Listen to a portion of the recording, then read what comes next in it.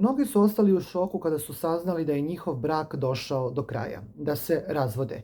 Niko u to nije mogao ni da povjeruje, a onda javnost je ubrzo saznala da zapravo nije riječ ni o kakvoj lažnoj informaciji, već da je isključivo riječ o tačnoj informaciji. Marko i Goga imali su predivnu ljubav ili se nama samo tako činilo.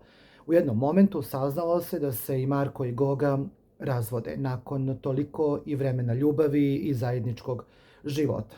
Ono što je mnogima u tom momentu bilo čudno, moramo to naglasiti, je da je ona ostala da živi u porodičnoj kući Marka, a Marko se nije baš pretjerano oglašavao povodom svega toga, davao je izjavu gdje je rekao da jednostavno kada nešto ne ide i da je upoznao nekoga u međuvremenu.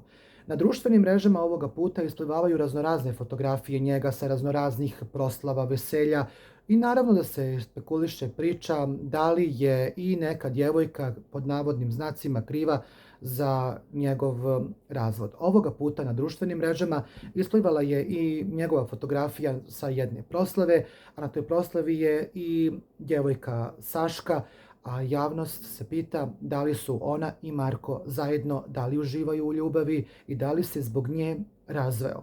Uvijek ljudi kažu da je bolje se razvesti nego nastavljati nešto što ne ide ili nije dobro ili više neko ne uživa u nekom odnosu. To nije naravno za osuditi. Imao je potpuno pravo da se zaljubi, ali ljudi osuđuju način na koji je to urađeno jer ljudi stvaraju raznorazne teorije po društvenim mrežama. Također isplivala je fotografija njega sa veselja. Na tom veselju je i pomenuta djevojka, a mnogi se pitaju da li oni su zajedno i da li uživaju u ljubavi.